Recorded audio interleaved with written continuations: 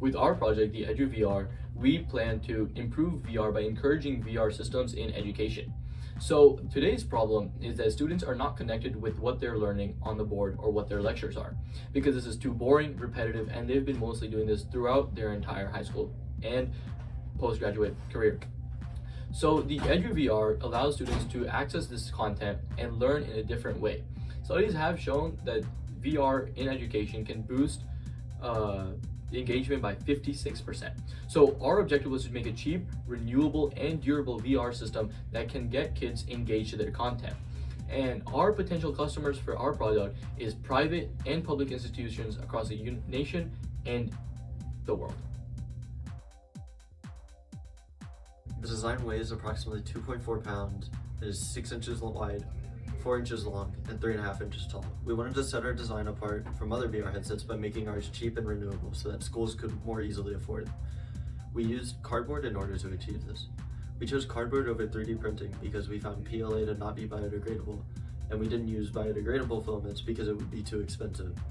Our unique feature is the automatic sliding tray that pulls out the phone, making the design more accessible for people who might have mobility struggles. The overall compact, lightweight, and cheap design makes it super accessible for moderate use in the classroom, where we hope it creates a more engaging learning atmosphere. I'll now go over the analysis, build, testing, and changes section of our project. We calculated the cost of our project to ensure it was as cheap as possible while remaining renewable.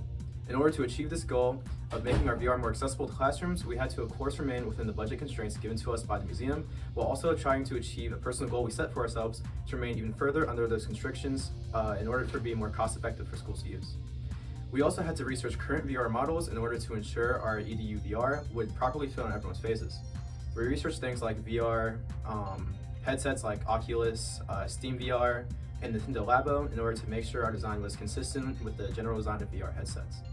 We mainly focused on VR like Nintendo Labo and Google Cardboard because those are most similar to our design and how they're both made out of cardboard and also pretty renewable. We had made very brief sketches of our design on Google Drawing in order to somewhat map out what we wanted our vision to look like when we got to the actual early prototype stage.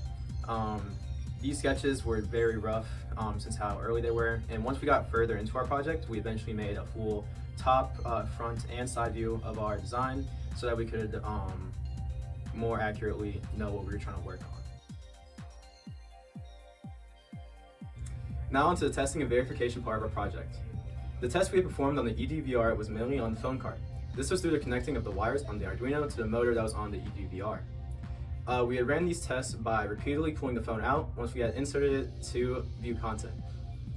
We were checking for if the cart was basically functional throughout the whole viewing session of the EDUVR.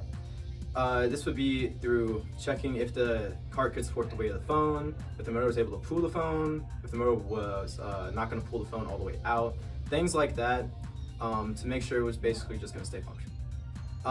Throughout the test, they had went pretty good, but on repeated use of the cart, we had found that the wires would sometimes disconnect, and also the string would sometimes become a little unraveled, which means that in order for more mass production, like scale of our product, we'd have to have a stronger string that would be better on the motor so that it wouldn't unravel as easily, and we'd also need better cable connectors so that the cables wouldn't become disconnected during use.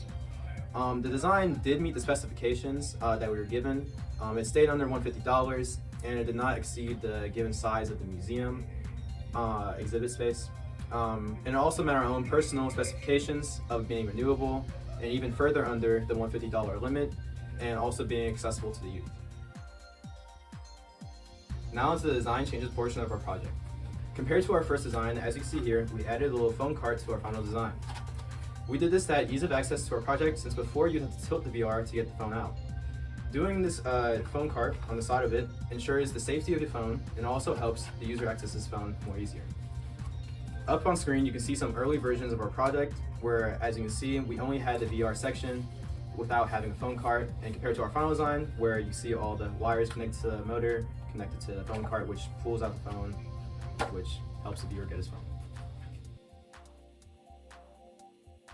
Our final design ended up costing around $49.50. The Arduino cost $36.50. We spent $10 on glue and $3 on our batteries.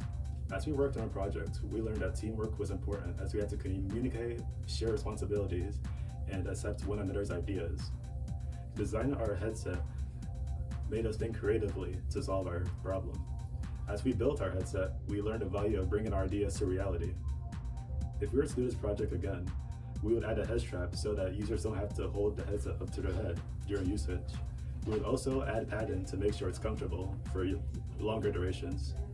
Our prototype shows that VR can be accessible to many classrooms around the globe by focusing on renewability and affordability.